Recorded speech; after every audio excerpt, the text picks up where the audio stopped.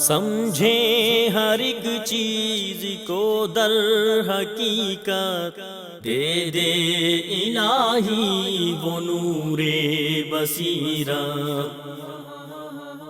الحمدللہ وحدہ والصلاة والسلام علی من لا نبی بعدہ، اما بعد، فاعوذ باللہ من الشیطان الرجیم، بسم اللہ الرحمن الرحیم۔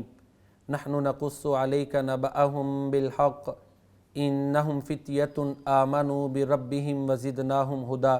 محترم ناظرین، السلام علیکم ورحمۃ اللہ۔ عہد حاضر میں نوجوانوں کی ذمہ داریاں کیا ہیں، اس مضمون کے ساتھ، اس عنوان کے ساتھ آپ کی خدمت میں حاضر ہوں۔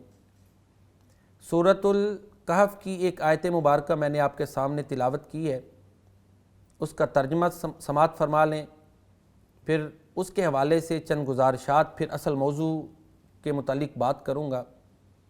اللہ تعالیٰ فرماتے ہیں نحن نقص علیک نبأہم بالحق، اے پیغمبر صلی اللہ علیہ وآلہ وسلم، ہم ان اصحاب کہف کا قصہ آپ پر حق کے ساتھ، سچائی کے ساتھ بیان کرتے ہیں۔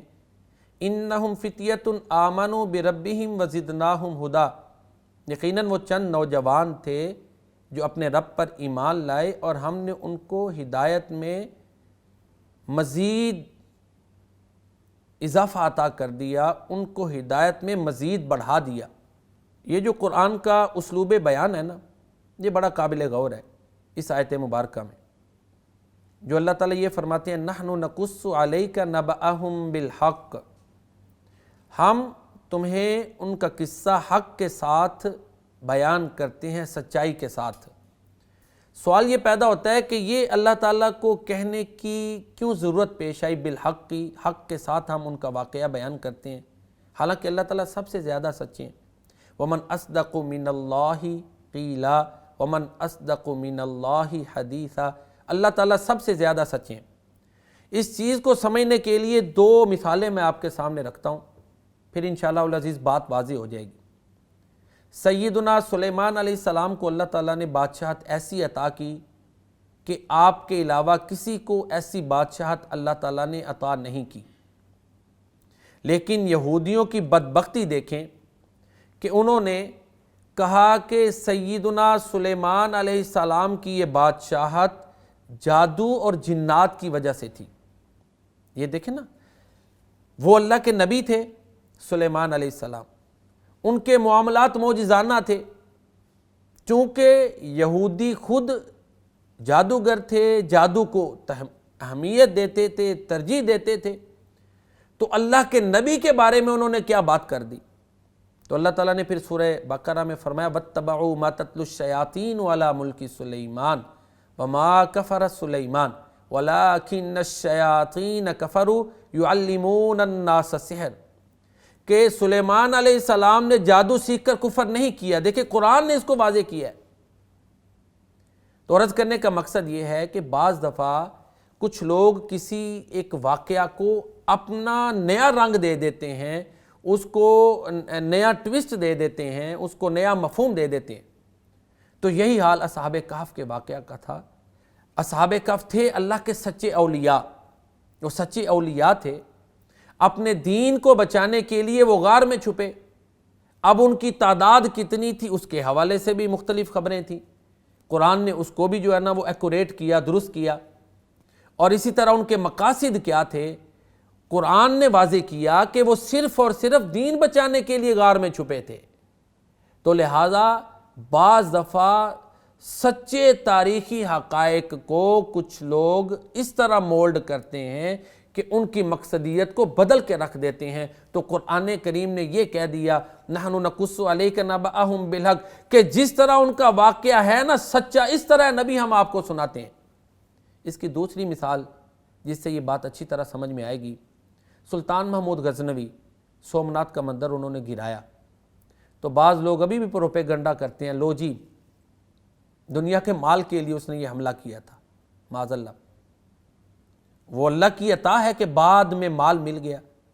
سلطان محمود غزنوی رحمہ اللہ تعالی، انہوں نے سومناتھ کا مندر اس لیے نہیں گرایا تھا کہ مال مل جائے، وہ تو ہندوانہ عقیدے کو توڑنے کے لیے ایسا کر رہے تھے۔ میں اکثر عرض کرتا ہوں کہ ہزاروں تقریریں کر لیں اتنا اثر نہیں ہوگا یا نہیں ہوا تھا جتنا اثر سومناتھ کا مندر توڑنے کی وجہ سے ہندوؤں کے غلط عقیدے کو توڑنے میں ہوا تھا. کیونکہ سومناتھ کے مندر کے بارے میں اور اس کے بت کے بارے میں ان کا یہ تھا کہ اس میں بڑی ماورائی طاقتیں ہیں. جب وہ بت پاش پاش ہوا تو ان کے عقیدے بھی پاش پاش ہو گئے. تو یہ تاریخ کے دو حقائق ہیں کہ بعض دفعہ لوگ کسی ایک واقعہ کو اپنا نیا رنگ دیتے ہیں اور اس کی اصل مقصدیت کو فوت کرنے کی کوشش کرتے ہیں. تو چنانچہ قرآن کریم نے اصحاب کہف کے واقعہ کو بیان کرتے ہوئے جو کہ اللہ کے سچے اولیاء تھے یہ کہہ دیا ہے. الفاظ کا انتخاب دیکھیں قرآن کا, واقعی کلام معجز ہے. اللہ فرماتے ہیں نحن نقص علیک نبأہم بالحق. اے نبی صلی اللہ علیہ وسلم ہم ان اصحاب کہف کا واقعہ آپ کو سچا سچا سناتے ہیں جیسے وہ ہے. ایک تو یہ ہے. دوسرا اب نوجوانوں کے حوالے سے چونکہ موضوع ہمارا یہ تھا, ضمناً میں نے وہ ایک بات بیان کر دی کہ نوجوانوں کے حوالے سے اس میں بہت بڑی رہنمائی موجود ہے, اور وہ یہ ہے کہ چلو ہم اس ایکسٹریم لیول پہ نہیں جاتے, لیکن دنیا میں بڑے معاملات ایسے ہیں کہ ہمارے لیے آپشن ہوتی ہے کہ اگر ہم اس کو کر لیں تو دین خطرے میں پڑے گا, چھوڑ دیں تو دین بچ جائے گا. تو لہٰذا ایسے معاملات, ایسے مواقع یا ایسے کاروبار اور محافل جن کو انسان سمجھتا ہے, ایک نوجوان سمجھتا ہے کہ ان میں اگر وہ جائے گا, ان کو اختیار کرے گا تو اس کا دین خطرے میں پڑے گا, تو ایسے شخص کے لیے اصحاب کہف کی سیرتیں بہترین نمونہ ہیں. دیکھیں نا وہ کتنے امیر لوگوں کی اولاد تھے اصحاب کہف. ساری مراد تھی نا, چھوڑا, غار میں جا کے پناہ گزین ہوئے, پھر اللہ کی قدردانی دیکھیں, اللہ اکبر, کتنی ان کو عظمت مل گئی کہ اللہ تعالیٰ خود فرماتے ہیں ہم خود ان کی کروٹیں دائیں بائیں بدلتے تھے. وَنُقَلِّبُهُمْ ذَاتَ الْيَمِينِ وَذَاتَ الشِّمَالِ. کتنی عظمت ہے. تو بہرحال اس اصحاب کہف کے واقعہ میں عہد حاضر کے نوجوان بلکہ ہر دور کے نوجوان کے لیے یہ سبق ہے کہ دین کو ترجیح دیں. اللہ کے نبی کا فرمان بھی ہے کہ قرب قیامت جب فتنے بڑھ جائیں گے تو پھر ان میں دوڑنے والے کے مقابلے میں چلنے والا بہتر ہے, چلنے والے کے مقابلے میں کھڑا. مراد یہ ہے کہ کنارہ کشی اختیار کر لے تو پھر وہ بہتر رہے گا. باقی اللہ قادر مطلق ہیں. ایک ہم نے دیکھا ہے, اس معاشرے میں دیکھا ہے کہ مشتبہ مشکوک چیزوں کو جن نوجوانوں نے چھوڑا, اللہ تعالیٰ کی مدد آئی اور ان کو اچھے اسباب اللہ تعالیٰ نے عطا کیے. تو یہ اصحاب کہف کی سیرتیں یہ پڑھنی چاہیے. بڑی معذرت سے آج ہماری جو ترجیحات ہیں خاص کر نوجوان نسل کی, ان میں یہ شامل ہی نہیں ہے. ان کے پاس وقت ہی نہیں کہ قرآن پڑھیں, ترجمے کے ساتھ سنیں. پھر میڈیا کا دور ہے اور میڈیا میں جو چیزیں پریویل ہیں انہی کے رنگ میں رنگتے جا رہے ہیں. نوجوانوں کے لیے ایک دوسری مثال سیدنا ابراہیم علیہ السلام کی سیرت ہے. انہوں نے بڑی حکمت عملی سے یہ کہہ لیں کہ یہ مشکل ترین عمل ہے, لیکن جس طرح کہ ہم کمزور ایماندار ہیں نا, ہمارے لیے یہی آسان ہے کہ مشتبہ مشکوک چیزوں سے کنارہ کشی کی جائے. سیدنا ابراہیم علیہ السلام کا جو عمل ہے وہ تو بڑا مضبوط ہے, وہ تو کہہ لیں کہ ایمان کے اعلیٰ پائے کے لوگوں کے لیے, کہ انہوں نے سمجھانے کے لیے وہ جن بتوں کی پوجا کرتے تھے بغیر کلیش کیے ہوئے بڑی حکمت عملی سے سیدنا ابراہیم علیہ السلام نے ان بتوں کو توڑ پھوڑ دیا. پھر اس بات کو سمجھانا چاہا لیکن وہ سمجھ نہ پائے, اور آتا ہے قالوا سمعنا فتى يذكرهم يقال له ابراہیم. وہاں پہ یہ الفاظ ہیں کہ ہم نے ایک نوجوان کے بارے میں سنا جس کو ابراہیم کہتے ہیں, اور اسی نے ان کے بتوں کو توڑا تھا. واقعہ مشہور ہے کہ وہ میلے پہ گئے ہوئے تھے ابراہیم علیہ السلام کی قوم کے لوگ, بعد میں انہوں نے بتوں کو توڑ دیا, واپس آئے تو سیدنا ابراہیم علیہ السلام سے انہوں نے انویسٹیگیشن کی. وہ سارا مکالمہ سورہ الانبیاء میں موجود ہے. تو نوجوانوں کے لیے ایک سیرت کا پہلو اس میں بھی موجود ہے. پھر سیدنا یوسف علیہ السلام, ان کے حالات زندگی کو دیکھیں کہ کس طرح وہ باحیا تھے. سیدنا یوسف علیہ السلام کی سیرت ہمارے نوجوانوں کے لیے بہترین مشعل راہ ہے. پیارے نبی کریم صلی اللہ علیہ وآلہ وسلم کے بارے میں آتا ہے کہ آپ صلی اللہ علیہ وآلہ وسلم دوشیزہ سے زیادہ حیادار تھے۔ تو لہٰذا یہ وہ ہستیاں ہیں جن کو ہمارے نوجوانوں کو چاہیے کہ ماڈل بنائیں، ان کو اسوہ حسنہ بنائیں اور ان کی پیروی کریں۔ پھر ایک حدیث میں آتا ہے، اللہ کے نبی صلی اللہ علیہ وآلہ وسلم فرماتے ہیں، سبعۃ یظلھم اللہ فی ظلہ یوم لا ظل الا ظلہ، قیامت والے دن جب کوئی سایہ نہیں ہوگا، 7 خوش نصیب ایسے ہیں جنہیں اللہ کے عرش کا سایہ حاصل ہوگا۔ ان میں ایک وَشَابٌ نَشَأَ فِي عِبَادَةِ رَبِّ، وہ نوجوان ہے جو اپنے رب کی عبادت میں پروان چڑھتا ہے۔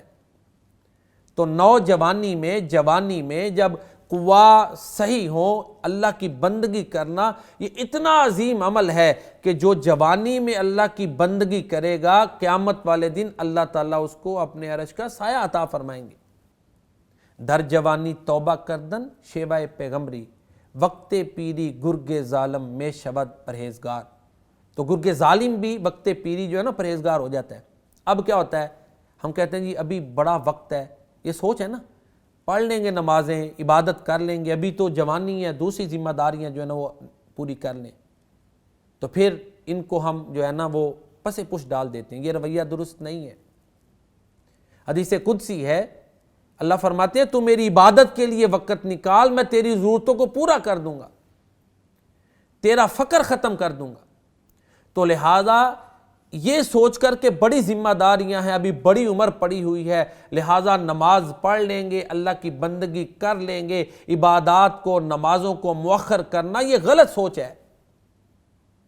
اگر نماز کے لیے وقت نکالے گا نوجوان، اگر اللہ کی بندگی کے لیے وقت نکالے گا تو اللہ تعالیٰ اس کی مدد کریں گے۔ حدیث قدسی جس طرح کہ میں نے عرض کی ہے کہ اللہ تعالیٰ ضرورتوں کو پورا کریں گے۔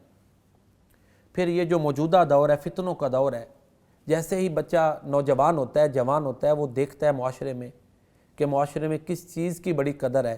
مادی دور ہے نا، اس دور میں ہم رہ رہے ہیں، یہ میٹیریلسٹک ایج ہے۔ اس میں بندے کا سٹیٹس جو ہے وہ اس کی اچھی شہرت کے ساتھ، اس کے مال کے ساتھ، اونچے عہدے کے ساتھ لگایا جاتا ہے، ان چیزوں کو ویلیو دی جاتی ہے۔ نوجوان جب دیکھتا ہے تو پھر ظاہر ہے اس کے ذہن میں جو ہے نا وہ ہیجان تو پیدا ہوتا ہے۔ ان سب چیزوں کو ساتھ لے کر چلتے ہوئے اللہ کی بندگی کو جو نوجوان نہیں چھوڑے گا وہ کامیاب ہے۔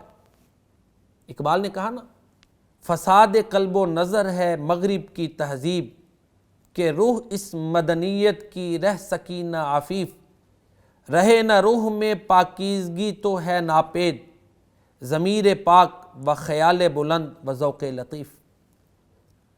تو یہ چیزیں عہد حاضر میں، موجودہ تہذیب میں موجود ہیں، یہ فتنے، یہ آزمائشیں موجود ہیں، تو ان سب کا سامنا عہد حاضر کے نوجوان نے کرنا ہے۔ اور پھر بڑی معذرت کے ساتھ وہ تو چاہتے ہیں کہ ایک نوجوان میں جو للہیت ہے، جو قرآن سے اس کی وابستگی ہے، جو سنت کے ساتھ اس کی عقیدت ہے، اس کے ذہن سے ختم ہو۔ روح محمد جس کو ہم کہہ سکتے ہیں، ان کا تو یہ مقصد ہے کہ یہ جو مسلمان میں غیرت ایمانی ہے اس کو ختم کیا جائے، کیونکہ یہی تو اس کی طاقت ہے۔ جب تک صحیح معنوں میں مسلمان ہے، پھر ہی وہ اللہ سے مدد کی امیدیں لگائے گا نا۔ تو عہد حاضر کے فتنوں میں ایک بہت بڑا فتنہ یہ ہے کہ جو غیر یقینی کی کیفیت ہے وہ مسلمانوں میں پیدا کر دو، وہ نوجوان میں پیدا کر دو۔ اور اگر اس میں کوئی نوجوان اپنے دین کے دفاع میں یا اللہ کی ذات پر جو توکل ہے اس کے دفاع میں ناکام ہو جاتا ہے تو سمجھے وہ ناکام ہے نا۔ پھر اقبال نے اسی طرف اشارہ کیا ہے، وہ فاقہ کش کے موت سے ڈرتا نہیں ذرا، روح محمد اس کے بدن سے نکال دو، فکر عرب کو دے کے فرنگی تخیلات، اسلام کو حجاز و یمن سے نکال دو، افغانیوں کی غیرت دی کا ہے یہ علاج، ملا کو ان کے کوہ دمن سے نکال دو، اہل حرم سے ان کی روایات چھین لو، آہو کو مرغزار ختن سے نکال دو، اقبال کے نفس ہے لالے کی آگ تیز، ایسے غزل سرا کو چمن سے نکال دو۔ تو تو اہل مغرب یا مغربی تہذیب کا ایک بہت بڑا ہدف یہ بھی ہے کہ مسلمان کی جو یقینیات ہیں، جو عقائد ہیں، جو اللہ کی ذات پر اس کا توکل ہے، اس کے ذہن سے اس کو ختم کیا جائے۔ اس کے لیے پھر وہ میڈیا بھی، وہ سارا کچھ استعمال ہو رہا ہے۔ تو بہرحال عرض یہ کر رہا تھا کہ عہد حاضر کا جو نوجوان ہے اس کے لیے فتنے بہت زیادہ ہیں، اس کو چاہیے کہ وہ قرآن کریم کے ساتھ اپنا تعلق مضبوط کرے، سنت رسول کریم صلی اللہ علیہ وآلہ وسلم کے ساتھ جو ہے نا تعلق مضبوط کرے۔ اگر اس کا ان کے ساتھ تعلق مضبوط ہے تو پھر ہی وہ فتنوں سے بچے گا، کیونکہ ہمارے پیارے نبی کریم صلی اللہ علیہ وسلم نے فرما دیا ہے کہ تمہارے اندر دو چیزیں چھوڑ کے جا رہا ہوں، جب تک تم ان کو مضبوطی سے پکڑے رکھو گے کبھی گمراہ نہیں ہوگے۔ ایک اللہ کی کتاب ہے اور دوسری سنت ہے، اور یہی چیز اقبال نے بھی بیان کی ہے۔ نظر کو خیرہ کرتی ہے چمک تہذیب حاضر کی، یہ صنائی مگر جھوٹے نگوں کی رضاکاری ہے۔ قرآن و سنت کو مضبوطی سے پکڑے رکھے گا پھر نہیں گمراہ ہوگا۔ تو قرآن اور سنت یہ ہر عہد میں انسان کو گمراہی سے بچاتے ہیں۔ تو نوجوانوں کو چاہیے کہ قرآن اور سنت کے ساتھ اپنا تعلق مضبوط کریں، تو پھر ہی وہ دنیا اور آخرت میں کامیاب ہو سکتے ہیں۔ ان فتنوں سے بچنے کے لیے سب سے بڑی جو مضبوط آماج گاہ ہے وہ قرآن اور سنت ہے۔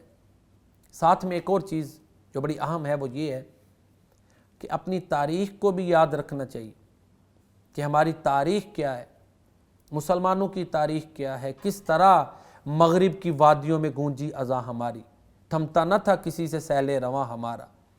تو اپنے جو اسلاف ہیں صحابہ کرام اور اسی طرح اولیاء، ان کی زندگیوں کو پڑھیں، ان کے ساتھ بھی تعلق مضبوط رکھیں، اپنی تاریخ کو مت بھولیں۔ تاریخ یاد ہے تو پھر انسان سیدھی راہ پہ رہے گا۔ قرآن اور سنت کے ساتھ ساتھ اپنے اسلاف کے حالات زندگی کو بھی ذہن میں رکھیں، ان سے بھی تعلق مضبوط کریں، پھر ہی ان فتنوں سے انسان بچ سکتا ہے۔ اقبال کی ایک نظم ہے، اس کے بڑے پیارے اشعار ہیں، اس میں اس نے نوجوانوں کو ہی خطاب کیا۔ وہ کہتا ہے، کبھی اے نوجوان مسلم تدبر بھی کیا تو نے، وہ کیا گردوں تھا تو جس کا ہے ایک ٹوٹا ہوا تارا، تمدن آفریں خلاق آئین جہاں داری، وہ صحرائے عرب یعنی شتر بانوں کا گہوارہ، تجھے اس قوم نے پالا ہے آغوش محبت میں، کچل ڈالا تھا جس نے پاؤں میں تاج سر دارا، تجھے آبا سے اپنی کوئی نسبت ہو نہیں سکتی کہ تو گفتار وہ کردار، تو ثابت وہ سیارہ، مگر وہ علم کے موتی کتابیں اپنے آبا کی، جو دیکھیں ان کو یورپ میں تو دل ہوتا ہے سی پارا۔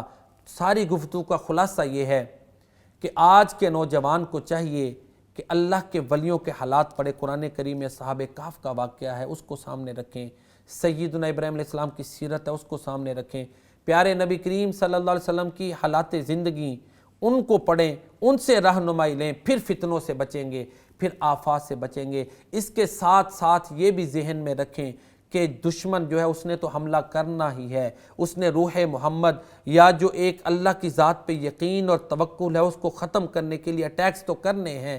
ان سے بچاؤ کے لیے قرآن کے ساتھ مضبوط تعلق رکھیں، اپنی تاریخ کو نہ بھولیں، یاد کریں کہ کس طرح ہمارے اسلاف نے دنیا میں اسلام کا سکہ بٹھایا تھا، کس طرح وہ اعلیٰ کردار کے مالک تھے۔ اگر عہد حاضر کا نوجوان ان چیزوں کو سامنے رکھتا ہے، ان سب حقائق کو ساتھ لے کے چلتا ہے، تو پھر امید ہے کہ اللہ تعالیٰ اس کو سیدھی راہ پر چلنے کی توفیق عطا فرمائیں گے، اور اس کے لیے اللہ تعالیٰ آسانیاں پیدا فرمائیں گے۔ یہ سوچ، پھر میں آخر میں عرض کرتا ہوں کہ یہ سوچ کہ جی ابھی بڑا وقت ہے، نماز پڑھ لیں گے، قرآن پڑھ لیں گے، ترجمہ پھر پڑھ لیں گے، پہلے اپنا مستقبل بنا لیں، پہلے جو ہے نا اپنا مستقبل سنبھال لیں، فلاں کام کر لیں، یہ بعد میں کر لیں گے، یہ سوچ دھوکہ ہے، فراڈ ہے۔ یہی تو ایک شیطان کا چنگل ہے جس میں نوجوان آ جاتا ہے۔ جہاں دوسرے معاملات ساتھ لے کے چلتے ہیں وہاں اللہ کی بندگی بھی کرنی ہے، اللہ کی عبادت کے لیے وقت بھی نکالنا ہے، قرآن کو بھی پڑھنا ہے، قرآن کو ترجمے کے ساتھ سمجھنا ہے۔ پیارے نبی کریم صلی اللہ علیہ وسلم کی جو حالات زندگی ہیں وہ ہمارے لیے مشعل راہ ہیں، ان کو بھی پڑھتا رہے۔ لہٰذا یہ سوچ کہ ابھی بڑی زندگی پڑی ہوئی ہے، بڑا وقت ہے، ایسا کر لیں گے، کوئی پتہ نہیں ہے کہ اگلے لمحوں میں ہم نے زندوں میں ہونا ہے کہ مردوں میں ہونا ہے، یہ اللہ کو ہی پتہ ہے کس کی کتنی زندگی ہے۔ سیدنا عبداللہ بن عمر رضی اللہ تعالیٰ عنہما کو اللہ کے نبی صلی اللہ علیہ وسلم نے کندھوں پہ ہاتھ رکھ کر فرمایا تھا کہ دنیا میں ایسے رہ جیسے کوئی اجنبی رہتا ہے، پردیسی رہتا ہے، اور جب تو صبح کر لے تو پھر شام کا انتظار مت کر، جب شام کر لے تو صبح کا انتظار مت کر۔ تو لہٰذا یہ ایک حقیقت ہے، زندگی عارضی چیز ہے، کسی بھی وقت یہ دھوکہ دے سکتی ہے، لہٰذا اس امید پر کہ بڑی زندگی ہے پھر اللہ کی بندگی کر لیں گے، نیکی کو مؤخر کرنا یہ غلط ہے۔ اللہ رب العزت کی بارگاہ میں دعا ہے کہ اللہ تعالیٰ جو ہے ہمارے لیے دنیا اور آخرت دونوں کو بہتر بنائے، حسن عطا فرمائے۔ اللہ تعالیٰ عہد حاضر کے نوجوان کے لیے آسانیاں پیدا فرمائے کہ وہ سارے معاملات کو ساتھ لے کر چلتے ہوئے قرآن و سنت سے ہی رہنمائی حاصل کرے۔ اللہ رب العزت ہمارا یہ بیان کرنا سننا اپنی بارگاہ میں قبول فرمائے۔ وما علینا الا البلاغ المبین۔